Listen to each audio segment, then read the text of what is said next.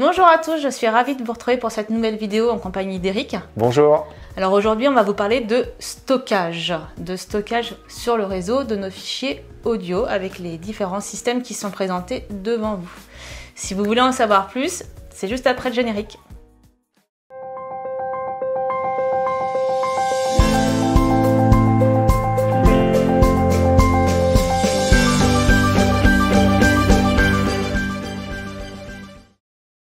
Alors Eric, est-ce que tu peux nous en dire plus sur quels sont les différents types de serveurs audio aujourd'hui que l'on propose?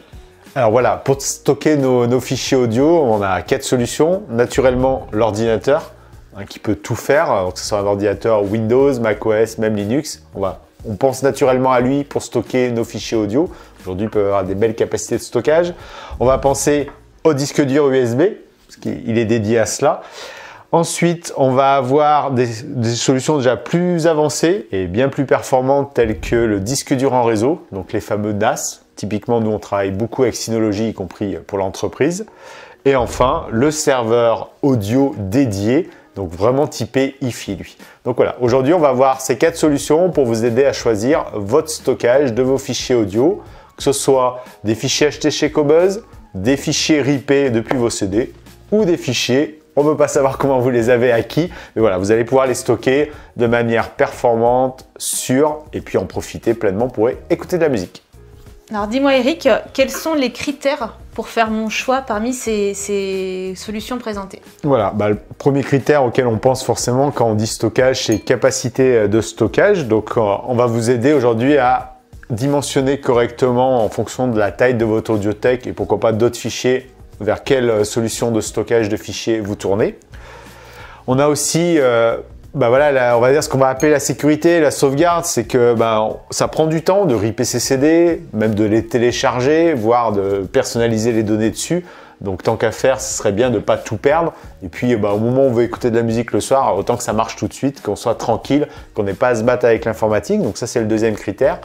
Et qui rejoint celui de la disponibilité.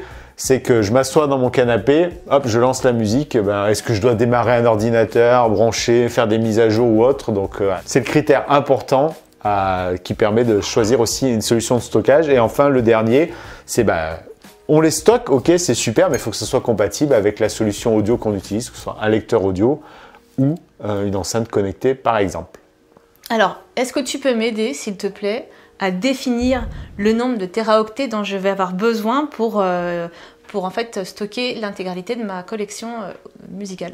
Oui, c'est vrai, aujourd'hui, en termes de capacité de stockage, on parle vite du téraoctet. Alors, on a aussi entendu parler depuis longtemps du gigaoctet, du mégaoctet. Donc déjà, un petit rappel, un téraoctet, c'est 1000 gigas. Et c'est 1 million de mégaoctets. Donc, pour avoir un ordre d'idée de ces capacités de stockage, aujourd'hui nos smartphones sont souvent équipés d'une mémoire interne autour de 64-128 gigas. On a les cartes mémoire de nos appareils photo qui elles vont monter 512 gigas voire 1 Tera par exemple pour les plus grandes et les plus onéreuses. On a aussi les disques durs qu'on a dans les ordinateurs. Donc par exemple, tous les nouveaux Mac sont sur des SSD, les PC récents aussi c'est du SSD. Là on va être sur des capacités de stockage 256 gigas, 1 Tera. Et puis enfin, on a le gros stockage où là on parle que de Tera. Ce sont les serveurs comme les NAS ou comme les serveurs audio où on est rapidement à 1 Tera. Voilà, sur des serveurs Synology, on les utilise pour du stockage vidéo. On peut monter à 64, 80, 96 téraoctets de stockage. Donc on peut vraiment aller loin aujourd'hui là-dessus. Ok, donc en effet, là je commence à mieux comprendre la différence entre giga, méga et Tera. Mais nos fichiers audio, en fait, ils pèsent combien? Ça représente quoi sur ton stockage? Voilà, complètement. Donc, avant de parler des fichiers audio, il y a les fichiers qu'on manipule tous les jours. Aujourd'hui, avec nos smartphones, on fait plein de photos. Par exemple, avec mon iPhone, un iPhone 12, quand je stocke quand je fais des photos, elles vont peser entre 3 et 9 mégas. D'accord. Ensuite, je tourne de la vidéo en HD sur un smartphone. Voilà, 1 minute, ça va représenter à peu près 100 mégas. Si on monte en 4K, on est à 400 mégas. Donc là, on voit, on n'est toujours pas au giga hein, là-dessus. Et ensuite, on a voilà, les fichiers audio dont tu parles, Mélanie. Bah, la référence, ça va être la galette CD. La galette CD, hein, si vous vous souvenez, à l'époque, quand on l'utilisait beaucoup, il y avait la capacité de stockage qui était indiquée dessus, c'est 650, 700 mégas. Donc voilà, 650 à 700 mégas, c'est un album. D'accord. Donc qu'on va pouvoir stocker. Donc ça, c'est en qualité CD. Donc quand vous ripez un album, bah voilà, vous avez 600 mégas. En réalité, vous avez la moitié parce qu'on va utiliser le format FLAC qui compresse sans perte, mais qui va ramener un album à 200, 300 mégas par exemple. D'accord.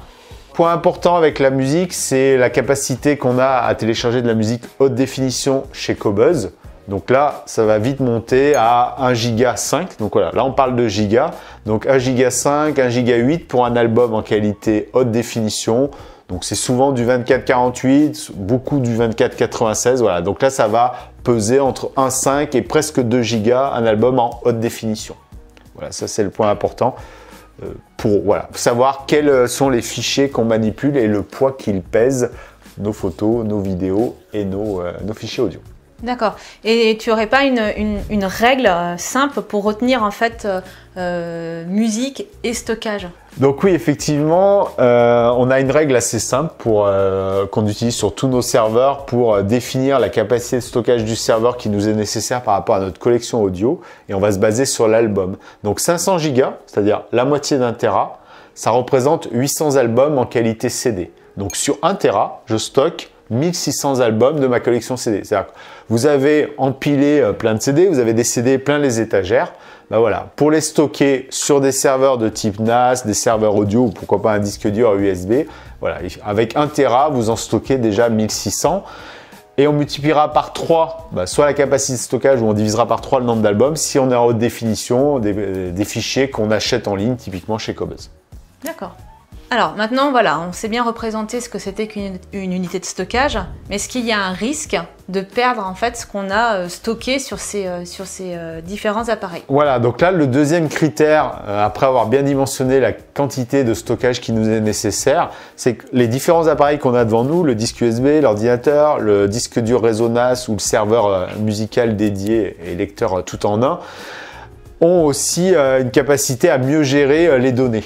Et on va dire cette notion de fiabilité, parce que comme on l'a dit tout à l'heure, ripper ça prend du temps, on peut personnaliser les métadonnées, même télécharger ça prend du temps, puis on n'est pas à l'abri que là où on a acheté les fichiers, le fournisseur disparaisse et on aimerait ne pas perdre ces fichiers, ne pas perdre tout le temps qu'on y a consacré.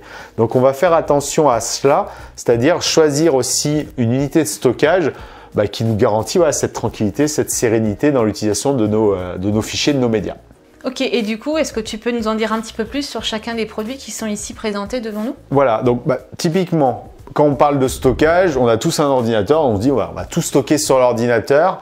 Alors ça, c'est la solution que je ne vais pas conseiller, tout simplement parce que c'est une des plus risquées. L'ordinateur portable, il peut tomber, on peut le perdre, se le faire voler. Il est sujet quand même au virus, notamment voilà, sous Windows, on a cette problématique à gérer. C'est un ordinateur, s'il est utilisé par tout le monde, on n'est pas à l'abri qu'un utilisateur vienne perdre des fichiers. Voilà. Où on a vu même les systèmes tout récemment de synchronisation dans le cloud, on peut perdre des fichiers. Donc voilà, l'ordinateur, j'estime que c'est pour du stockage, c'est pas fait pour. C'est un ordinateur pour travailler ces fichiers, mais pas pour les stocker. Alors après, on va penser naturellement au disque USB. Donc effectivement, c'est une bonne solution de stockage temporaire. Je branche le disque USB, en plus je peux le débrancher, donc il n'y a pas de risque électrique, etc. Mais après, tout le monde a été confronté, on a beau prendre toutes les précautions, bien validées dans le système Windows, macOS, je débranche, etc. On est tous confrontés à des disques durs USB qui tombent en panne, ou qui pourraient tout simplement tomber par terre aussi. Donc là aussi, disque USB, attention. Et après, on va vers les vraies solutions de stockage, typiquement c'est le NAS. C'est un produit qui est fait pour le stockage. Nous, on propose des NAS montés chez Synology avec toujours au moins 2 disques durs. Donc, qu'est-ce que ça veut dire? J'ai 2 disques durs, ils sont en miroir. Donc, en permanence, tout ce qui est écrit sur un disque, le système s'assure de le copier sur l'autre. Donc, mon disque dur, il tombe en panne, je ne perds pas de données. Donc, ça, c'est déjà une belle solution de tranquillité. C'est-à-dire qu'on s'affranchit des problèmes informatiques parce qu'on ne peut pas venir bidouiller simplement là-dessus, ça sauvegarde bien. Et en plus, le système garantit que si un disque dur tombe en panne, on a la copie automatique sur le deuxième disque, par exemple. Donc là, c'est vraiment la solution. Et puis après, on a les solutions de serveurs audio qui, effectivement, comme ils sont dédiés qu'à cet usage-là, il n'y a pas de virus. Et puis voilà, le jeune ado va pas venir bidouiller dessus, on fera pas d'erreur informatique, donc on est aussi tranquille, voilà. Et voilà. C'est pour ça que quand on parle de serveur, voilà, on parle de stockage et on sait que si on veut stocker, c'est que sur des serveurs que ça va se passer. D'accord. Alors là, avec ce que tu viens de nous expliquer, et ce que j'en comprends, c'est que ces appareils, en particulier le NAS et le serveur audiophile, ils sont toujours branchés sur le réseau. Et à la différence d'un ordinateur, je ne suis pas obligée de l'allumer et de le mettre en route pour en disposer. Voilà, complètement. Donc ça, c'est l'avantage. Encore une fois, pourquoi je déconseille l'ordinateur? C'est parce qu'il sert à plein de choses. Ça peut être un ordinateur qui n'est pas disponible dans la maison. Il va falloir le lancer quand on arrive le soir pour écouter de la musique. Là, le propre d'un disque dur en réseau, d'un NAS, c'est d'être, typiquement, on le branche à côté de la box. Il tourne tout le temps comme la box. Et effectivement, dès que je veux lancer ma musique, elle est immédiatement disponible. Ça va être le propre aussi du serveur audio qui, lui, utilise le stockage de son unité interne. Donc, dès qu'on lance la musique, c'est immédiatement disponible. Donc voilà, là, on voit très bien que ce sont ces solutions qui sont fiables et très pratiques parce que la musique, elle est tout le temps là, finalement. Alors, j'en sais un peu plus et je pense avoir bien compris le système de stockage et serveur audio. Mais du coup, est-ce que tu pourrais me conseiller un bon lecteur avec un bon serveur? C'est quoi? Voilà, donc après, une fois qu'on a stocké nos données, donc on sait voilà, que sur un NAS, on est tranquille, sur un serveur audio aussi, par rapport à l'ordinateur, vient la problématique classique en musique dématérialisée de qui est compatible avec quoi. Donc vous avez déjà tous entendu parler des protocoles liés à la musique numérique. Donc il y a le partage de fichiers lambda qui s'appelle Samba justement, qu'on va retrouver sur les ordinateurs. On a ce qui est encore plus dédié au monde de l'audio-vidéo qui est l'UPnP DLNA. Et enfin, après on a des protocoles propriétaires. Un des tout premiers, ça avait été le LMS de Logitech Media Server. Et un qui est très connu aujourd'hui dans la musique, dont on parle très souvent dans les vidéos, c'est le serveur Roon. Donc aujourd'hui, on va aussi choisir son unité de stockage en fonction de ses lecteurs. Donc, si on part sur un ordinateur, là, il faut tout faire. Parce qu'un ordinateur, de base, oui, ça sait tout faire, mais à condition que vous installez tous les logiciels. Donc là, il va falloir installer tous les bons logiciels que je viens d'évoquer, vous assurer la compatibilité. Et là où ça devient pénible, et croyez-moi, même moi qui suis de formation informatique, c'est après, il faut gérer les mises à jour. On peut avoir une install qui marche super bien, on stocke tout sur son ordi. Paf, il y a une mise à jour, soit de Windows, soit de l'UPnP, soit de son propre streamer. Et il faut tout remettre à jour, etc. Donc encore une fois, l'ordinateur, oui, on l'a. Donc a priori, pas besoin de budget. Mais rapidement, on va s'arracher les cheveux, on va passer des soirées à faire de l'informatique. Donc ça, c'est le problème. Le disque USB, de toute façon, lui, il est contraint par l'endroit où il est branché. Donc, s'il est sur un ordinateur, même punition. Après, on peut venir le brancher sur un lecteur réseau. Mais là encore, on a le problème de fiabilité que j'évoquais tout à l'heure. Donc, attention au disque USB. Donc ensuite, on va se retourner vers les vrais serveurs. Donc, serveurs purs de stockage. Bonne nouvelle chez Synology, et c'est comme ça qu'on vous les prépare. On peut avoir très vite une configuration très simple, complètement opérationnelle, qui gère tous les protocoles de partage de fichiers sur le réseau et audio-vidéo. Donc un serveur Synology, il est compatible Samba, il est compatible UPnP et DLNA. Et tout récemment, si on monte un peu en gamme sur ces serveurs Synology, on va avoir des serveurs compatibles Roon. Et puis il y a très longtemps, ils étaient déjà compatibles LMS, c'est pour ça qu'on était venu sur ces serveurs-là. Donc avec un NAS, c'est compatible avec tous les lecteurs réseau audio et même vidéo du marché. Donc là, c'est déjà premier niveau de tranquillité. Si vous allez voir sur différents tutos, on va vous mettre en description tous les liens sur l'utilisation du NAS et puis des lecteurs audio. En fait, c'est simple, dans mon appli de mon lecteur audio, je dis que j'ai un NAS, il le trouve et ça marche tout de suite. Je lis mes musiques, tous les fichiers que j'ai stockés dessus. Il devient une source à part entière dans l'application. Oui, alors il devient une source, on va dire, avec son lecteur, parce que lui tout seul, il ne sait pas jouer, il n'est pas musicien, il ne sait pas jouer de la musique. Donc il devient une source dans le sens où le lecteur compatible va venir piocher dedans. Mais voilà, c'est son job de faire ça. Donc non seulement les fichiers sont au chaud, bien tranquilles, et ils sont tout le temps disponibles. Donc dès que le lecteur le sollicite, la musique arrive. Donc c'est ce que vous pouvez voir voilà, dans toutes nos vidéos où on vous présente les applis. Vous avez plein de pochettes qui s'affichent et elles viennent des serveurs NAS Synology par exemple. Et enfin, la dernière solution, ça va être le lecteur audio avec stockage. Donc on va appeler ça un serveur avec lecteur audio. Là, c'est lui qui a son propre stockage, donc forcément il est compatible avec lui-même. Donc je pense notamment aux lecteurs et serveurs Ineos, donc qui peuvent stocker toutes vos musiques qui proviennent de différents fichiers. Là, l'accès est immédiat. On a la même chose chez Auralic, on va retrouver chez Melco, chez Bluesound. Voilà, c'est tous des lecteurs serveurs qui ont leur stockage interne, donc ça fonctionne bien. On les appelle aussi serveurs parce qu'ils sont compatibles avec le reste. Un Ineos est capable de servir des enceintes Sonos, des enceintes Bluesound, et il est même capable aussi de stocker ses données aussi dans un NAS. Donc là, on aurait le meilleur des mondes. Donc voilà, là on est sur des belles solutions où ça marche tout le temps, quelles que soient les marques de produits audio et même audio-vidéo que vous choisissez. Donc voilà, j'en sais plus maintenant vraiment sur tous ces systèmes, mais si toi tu devais proposer un classement parmi tous ces produits pour stocker de la musique, quel serait-il? Oui, alors effectivement il y a plusieurs années, parce que je crois qu'il date même de 2015, j'avais fait un premier article justement où on mettait une note à tout cela. Il est toujours d'actualité, donc en description de la vidéo, nous vous remettrons les quelques articles justement qui traitent cela, notamment sur les NAS Synology. On explique pas mal de choses et puis aussi comment on utilise un lecteur avec ses stockages. Donc j'avais déjà fait ce classement-là. Donc je vais pas le faire dans l'ordre des notes, mais voilà dans l'ordre d'intérêt des produits plutôt. On a l'ordinateur.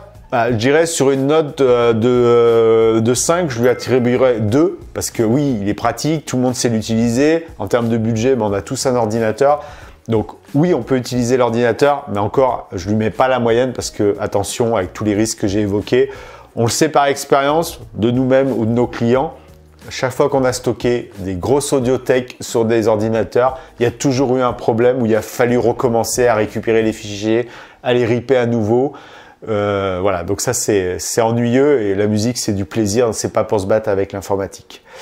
Quelque chose qu'on n'a pas évoqué, qui n'est pas présent là, ce sont on nous dit souvent, mais j'ai qu'à stocker dans mon smartphone. Donc là, je dis tout de suite non, en tout cas pas pour un usage à la maison, parce que le smartphone, il est plein de choses. On met tout de suite nos photos, nos vidéos, etc. Donc je mettrai même une note, une étoile, voilà, 1 étoile sur 5. Le smartphone, c'est bien quand vous partez en vacances, etc. Mais faites-en pas une unité de stockage, c'est plutôt une unité de transport. On va voir la même chose avec le disque dur USB pour ce que je vous ai évoqué. Ça peut servir de second stockage au cas où. Typiquement, un Ineos, vous venez lui brancher un disque dur USB. Dans l'appli, vous faites sauvegarde. Ça vous fait un backup. Comme ça, vous êtes tranquille. Ça ne coûte pas très cher. Vous avez votre Ineos qui est plutôt sécurisé. Et il est très sécurisé avec un disque dur USB. Vous le mettez, comme je dis, dans l'armoire à linge. Comme ça, s'il y a un choc électrique sur l'Ineos, a priori, le disque USB vit bien. Mais voilà. C'est bien en complément, mais faites-en pas un système de stockage, c'est important. Ensuite, le NAS, comme vous l'aurez compris, le NAS, voilà, c'est un des meilleurs produits. On est solution 4 sur 5 parce que c'est très universel, très sécurisé. Et c'est universel même dans le sens où vous êtes en télétravail, vous êtes un travailleur indépendant, stockez ce que vous voulez dessus. Vous créez autant de dossiers que vous voulez, mettez pas dans le dossier musique, c'est mieux. Et puis vous pouvez tout stocker, vos vidéos, vous faites de la photo, gardez pas tout sur le smartphone, mettez dans un cloud, mais mettez aussi vos photos de famille. On en parlait tout à l'heure en tournant la vidéo, on a tous connu des mariages ou des naissances où on a perdu les photos. Donc tout est dans le NAS, c'est au chaud, c'est sécurisé. Donc voilà, là on a une belle solution de 4 sur 5. On a le serveur audio dédié, donc voilà, chez Bluesound, chez Melco, chez Auralic, chez Ineos. Là, l'avantage, c'est que c'est tout en un. Il n'y a pas un autre appareil ailleurs. Tout est à côté de votre Wi-Fi. Tout est tout le temps disponible. Pourquoi? Parce que tout simplement, le lecteur interne sait parler à son stockage interne. Ça marche très très bien. Il y a des fonctions avancées. Chez Bluesound aussi, on peut tout backuper sur un disque USB super facilement. Depuis l'ordinateur, ils sont visibles en réseau. Vous avez acheté des fichiers sur Cobuzz, vous avez ripé, hop, copier-coller. En plus, voilà, un Ineos, il rip aussi. Donc voilà, on a une solution tout en un. Donc là, on est sur une super solution, très qualitative du point de vue Wi-Fi. Donc c'est très très bien. Alors vous allez me dire, pourquoi c'est que 4 sur 5? Voilà, je dirais, si on veut la solution parfaite, on prend un serveur comme l'Inuos. Et on prend aussi un NAS. Pourquoi? Parce qu'à ce moment-là, lui, il a 2 disques durs. Les serveurs audio en ont un seul. Donc je dirais c'est ceinture et bretelles. Vous avez un produit très fiable, couplé à un système de sauvegarde réel et sérieux. Et là encore, si on va chez Inuos, il y a un système de sauvegarde automatique. Vous appuyez hop sur le bouton, il vous dit bah, il y a 20% de votre collection qui est nouvelle, vous venez de ripper des nouveaux films, vous venez d'acheter vous venez de ripper des nouvelles musiques, pardon, des albums. Ils vont apparaître directement en complément de ce qui est déjà archivé, sauvegardé sur le NAS. Donc voilà. Donc là, la solution 5 sur 5, c'est un serveur de stockage audio et son lecteur intégré avec un NAS. Puis comme je le disais, de toute façon, le NAS, il sert à plein d'autres choses. Donc profitez-en pour stocker votre bureautique, vos photos, vos vidéos, bref, tout ce que vous voulez. Vous n'aurez jamais trop de sauvegarde, ça on le sait par expérience. C'est vraiment top. Alors je te remercie pour ce classement très clair entre l'ordinateur, le disque dur externe, le disque dur en réseau NAS et le serveur audio. Voilà. Donc si vous voulez en savoir plus, vous pouvez cliquer sur les liens en dessous de la vidéo. On vous donne accès à tous nos tutos et nos articles qui sont déjà présents sur le blog. Complètement, et c'est vrai qu'on en discutait là en tournant la vidéo. On a fait 2 articles sur le blog qui peut paraître anciens, parce qu'il y en a un de 2015, on vous mettra en description. Il y en a un même de 2018, voilà, qui a été réactualisé. Et je peux vous assurer qu'en 2022, ce que je vous ai présenté, c'est toujours d'actualité. Donc voilà, ne croyez pas qu'on peut tout stocker dans le cloud, tout stocker dans les smartphones. Non, non. Votre audiothèque, elle mérite d'être voilà, sur les solutions qu'on vous a présentées aujourd'hui. Comme ça, vous profitez et vous passez de belles soirées et week-ends en musique. Et bien voilà, cette vidéo est terminée. J'espère que cela vous a apporté plein de nouvelles idées et de solutions pour stocker la musique à la maison ou même d'autres fichiers. N'hésitez pas à nous appeler si vous avez des questions complémentaires ou à nous écrire en dessous dans la bio. Voilà, donc on vous retrouve très vite pour de nouvelles vidéos. Et puis voilà, comme l'a dit Mélanie, postez des commentaires. D'ailleurs, je réponds souvent en direct ou quelqu'un de l'équipe aussi. Donc à très bientôt. À bientôt.